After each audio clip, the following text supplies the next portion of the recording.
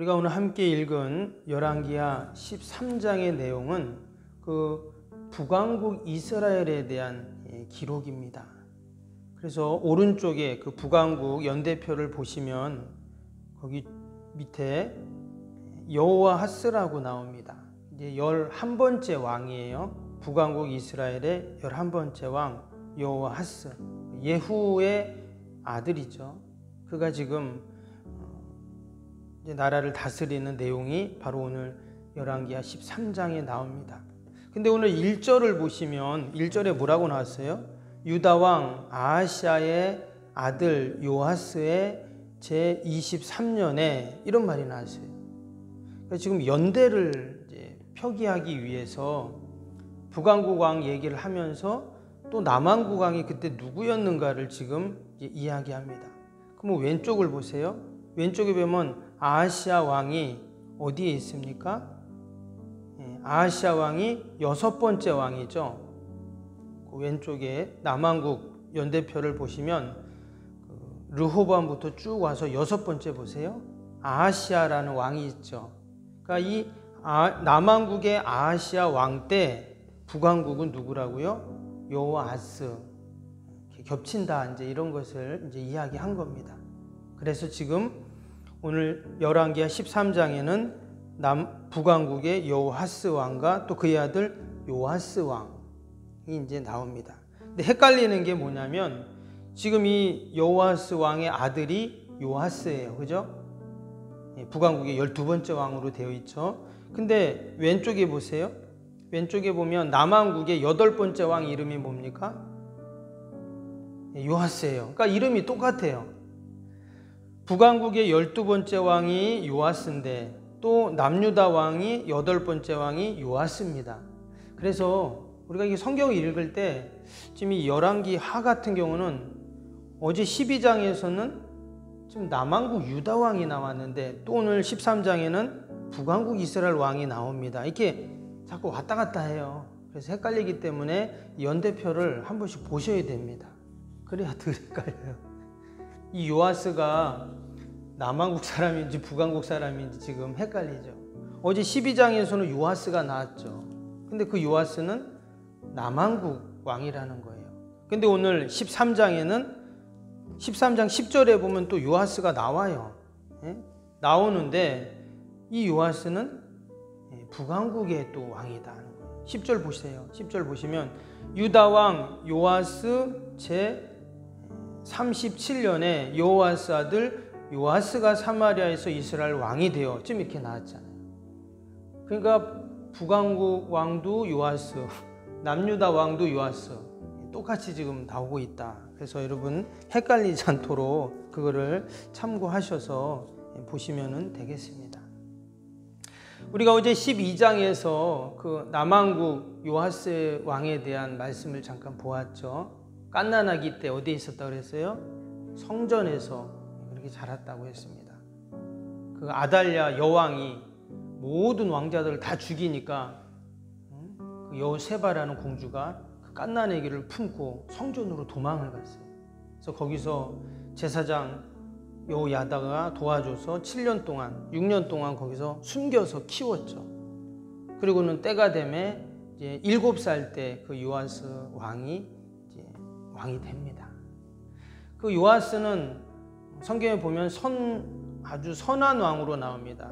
종교개혁을 일으키고 또 종교세를 또 이렇게 개혁을 하면서 무너진 성전을 다시 이제 또 보수를 하고 그런 대대적인 일들을 했죠. 근데 그도 점점 시간이 지나면서 어떻게 됐어요?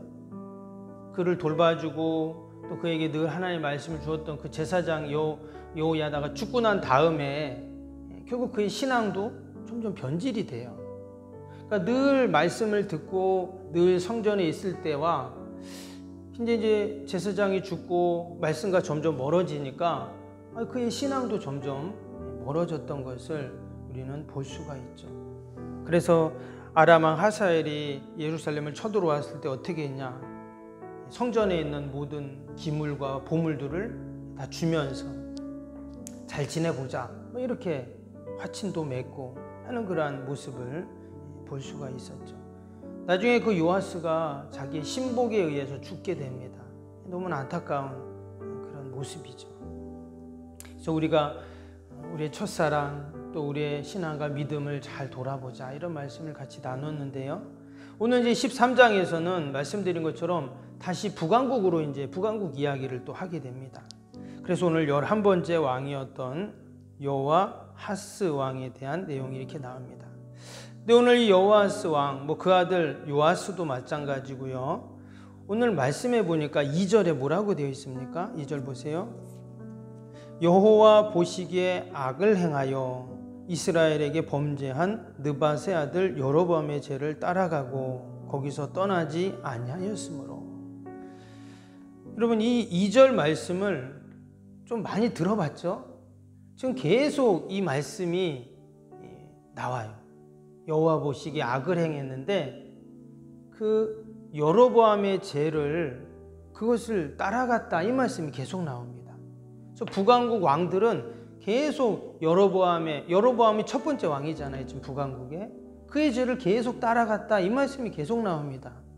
오늘 2절에도 나오지만 밑에 11절 보세요. 여호와 보시기에 악을 행하여 이스라엘에게 범죄하게 한 느밧의 아들 여로보암의 모든 죄를 해서 떠나지 아니하고 그랬어요.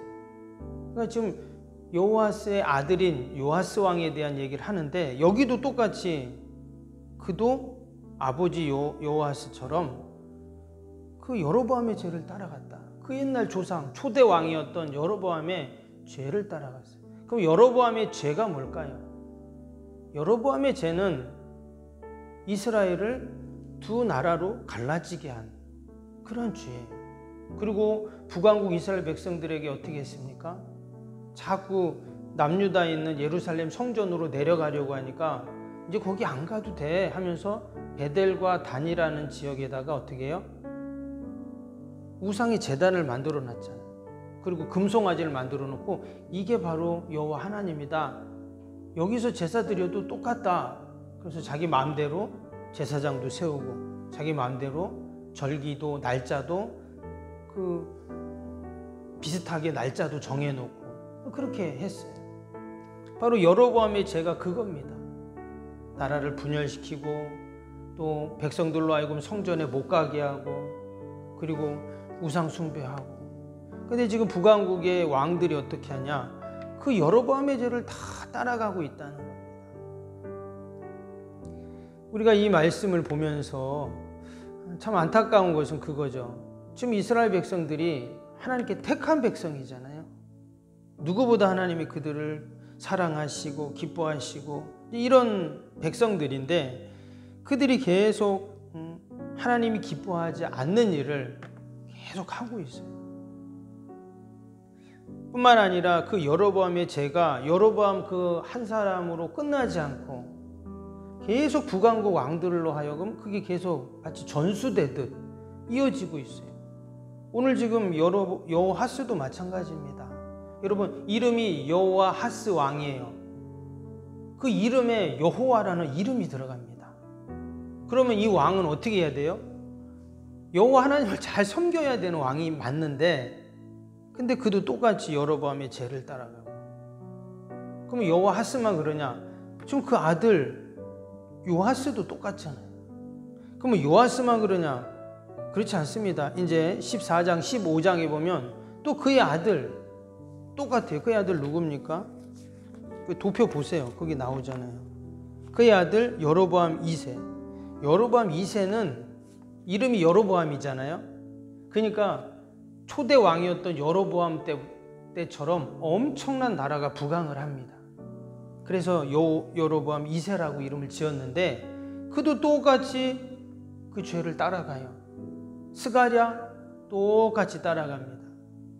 지금 이 여호아스, 요아스, 여로보암 2세, 스가랴, 이 사람들이 전부 예후의 자손들이에요. 그래서 예후 왕조가 대략 한 90에서 100년 어간 정도 이렇게 이제 이어지게 되는데, 모든 자녀손들이 전부 그 여로보암의 죄를 따라가는, 하나님 앞에 계속 죄를 짓는 그러한 모습들을 보게 됩니다. 자신들이 왕으로 있을 때 잘 먹고 잘 살았겠죠. 왕이니까 얼마나 큰 권력을 누리고 모든 걸 누리잖아요. 아마 자기들이 왕이 있을 때는 아무 문제도 없어 보였어요. 그런데 결국 그 마지막은 어떻게 되냐? 비참한 최후를 맞이하게 됩니다. 그리고 그들이 사는 날 동안 그들은 결국 하나님 앞에 죄를 쌓는 것이죠. 하나님의 심판을 면하지 못하게 됩니다. 우리가 이 이스라엘의 역사를 보면서 우리하고는 아무 상관도 없는 역사이지만, 그러나 이전에도 말씀드린 것처럼 이 이스라엘 역사 가운데 하나님이 어떻게 섭리하시고 또 하나님의 뜻을 이루어 가셨는가를 우리가 이 말씀을 통해서 보게 됩니다. 오늘 3절 말씀을 보겠습니다. 3절에 이런 말씀이 나왔어요. 여호와께서 이스라엘에게 노하사 늘 아람 왕 하사엘의 손과 그의 아들 베나닷의 손에 넘기셨더니, 지금 하나님께서 이웃 나라인 아람 왕을 통해서 지금 이 이스라엘을 어떻게 해요? 넘기셨다, 그렇게 나옵니다. 그리고는 4절에 보면 아람 왕이 이스라엘을 학대함으로 이렇게 나왔어요. 지금 하나님께서 노하셔서 자꾸 하나님과 멀어지고 죄를 짓고 우상 숭배하고, 그러니까 이웃 나라인 아람 왕을 통해서 이스라엘을 학대하셨다는 거예요. 그러면 이스라엘 입장에서는 어떻습니까? 저 왜 아람이 우리를 이렇게 괴롭히지? 왜 하나님께서 우리를 이렇게 힘들게 하고 이웃 나라로부터 학대받게 하지? 만약에 이렇게 생각한다, 그러면 어때요? 그러면 그들은 여전히 고통스러운 하루하루를 보낼 수밖에 없는 것이죠. 그런데 우리가 이것을 신앙적으로 믿음으로 우리가 이것을 이해하고 바라보게 되면 지금 하나님이 왜 이렇게 하실까요? 왜 아람의 손에 맡겨서 마치 이스라엘이 학대를 받게 하는 것처럼 이렇게 하시는가? 하나님께 돌아오라는 거죠. 이게 하나님의 사인이고, 이런 하나님의 심판의 사건을 통해서 하나님께 돌아오라는 거예요. 그것을 알 수 있는 게 4절이죠. 4절 다시 보시면 아람 왕이 이스라엘을 학대함으로 여호아스가 여호와께 간구하매 그랬어요. 여호아스 왕이 하나님께 간구했다는 말은 하나님 너무 힘듭니다, 좀 도와주세요 하고 하나님께 기도하고 있어요. 그러니까 지금 그가 하나님께 기도했다는 것은 하나님께 돌아왔다는 거거든요. 그러니까 하나님이 어떻게 하십니까? 여호와께서 들으셨으니 이는 그들이 학대받으심을 보셨습니다. 그래서 5절에 여호와께서 이에 구원자를 이스라엘에게 주심에 이스라엘 자손이 아람 사람의 손에서 벗어나 전과 같이 자기 장막에 거하게 하셨습니다. 그가 하나님께 기도하고 하나님께 돌아오니까 하나님이 구원자를 보내셔가지고 아람의 손으로부터 구원하셨어요. 그래서 하나님은 하나님께 돌아오는 자를 어떻게 해요? 마치 그 집 나간 아들이, 탕자가 다시 집으로 돌아왔을 때 아버지가 그를 따뜻하게 맞아준 것처럼 지금 이 여호아스 왕이 하나님께 간구하며 하나님께 돌아오니까 구원해 주시는 거예요. 아람으로부터, 어려움으로부터 그 모든 문제를 해결해 주십니다. 그런데 또 이어지는 말씀을 보세요. 6절을 보세요.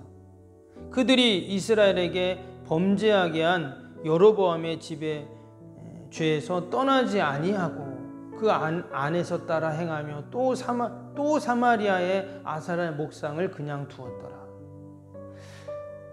그러니까 하나님께 다시 돌아온 줄 알았는데, 그래서 아람으로부터 그런 학대를 이제 다 없어지니까 또 어떻게 했다고요? 또 범죄하는 거예요. 우리가 이 모습을 보면서 아니 그렇게 아람한테 고생을 하고 또 그래서 하나님이 도와주셔서 어려움을 해결했는데 왜 또다시 이렇게 또 우상 숭배하고 왜 이럴까? 우리가 이 말씀을 보면서 여러분, 당시에 이스라엘 백성들이 지금 오랫동안 우상 숭배를 했죠.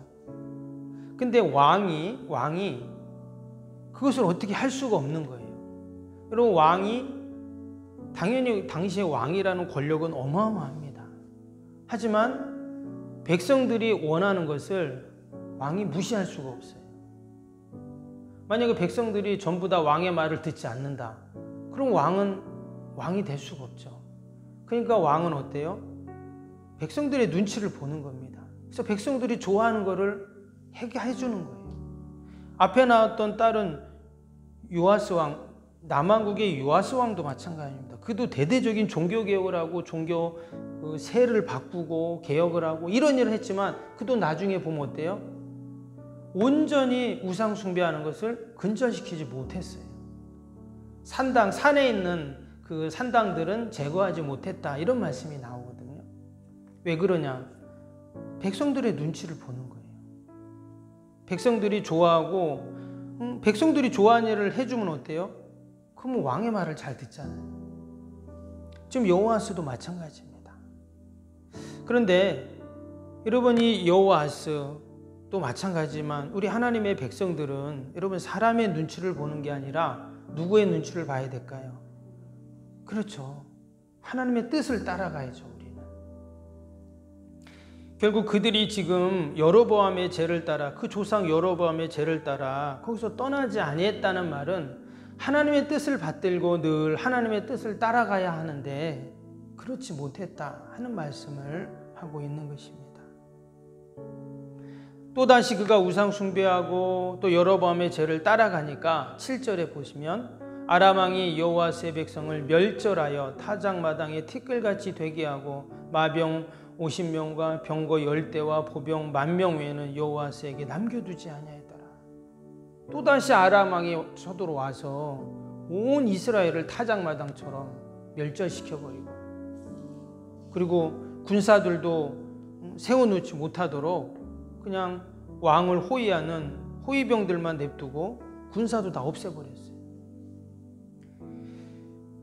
우리가 이 모습을 보면서 하나님의 택한 백성들, 우리가 어떻게 우리의 신앙과 믿음을 지켜가야 하는가를 우리가 다시 한번 기억하게 됩니다. 말씀드린 것처럼 이 여호아스의 이러한 믿음과 신앙이 그 한 사람으로 끝나지 않죠.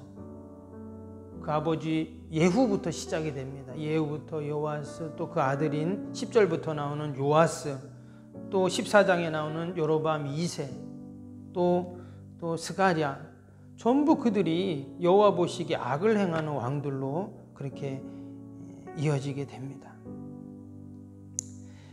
우리가 다시 한번 나의 믿음과 신앙이 얼마나 중요한가, 또 우리의 신앙과 믿음이 우리의 자녀들에게, 또 우리의 믿음의 후배들에게 어떻게 그것이 또 영향을 미치는가를 우리가 다시 한번 생각하면서 우리가 늘 하나님의 뜻을 받들고 또 하나님의 영광을 돌리는 저와 여러분이 되시기를 주님의 이름으로 축복합니다. 기도하겠습니다. 사랑과 은혜가 충만하신 하나님 아버지, 우리가 이스라엘의 역사를 보면서 또 그 왕들의 모습을 보면서 우리의 신앙을 돌아보게 하심을 감사합니다. 그들이 여전히 여로보암의 왕의 죄를 따라갔다, 이렇게 성경은 기록하고 있습니다.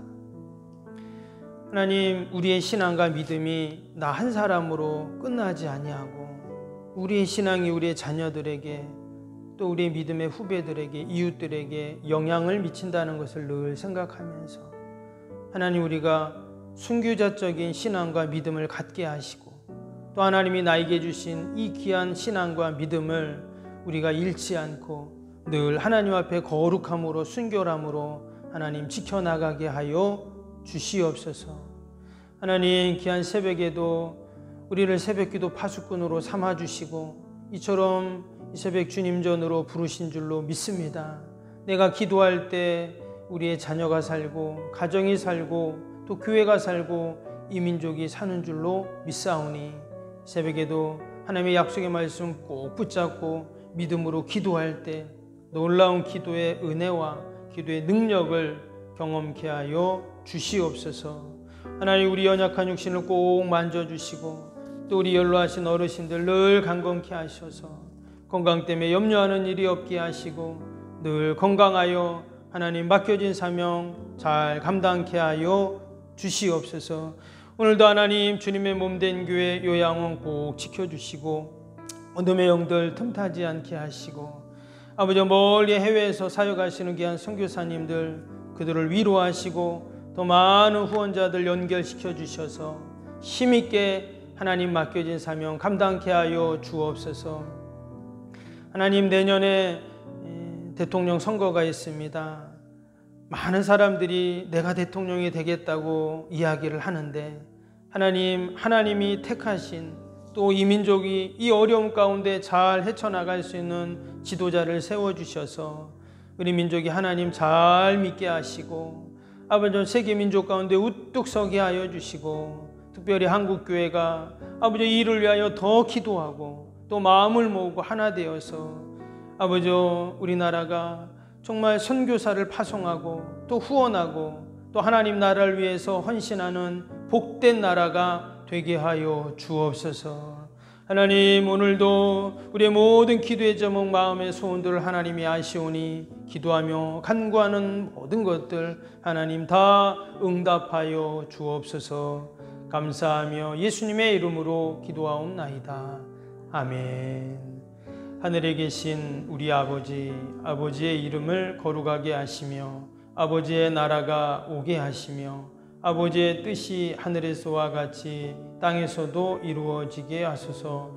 오늘 우리에게 일용할 양식을 주시고 우리가 우리에게 잘못한 사람을 용서하여 준 것 같이 우리 죄를 용서하여 주시고 우리를 시험에 빠지지 않게 하시고 악에서 구하소서. 나라와 권능과 영광이 영원히 아버지의 것입니다. 아멘.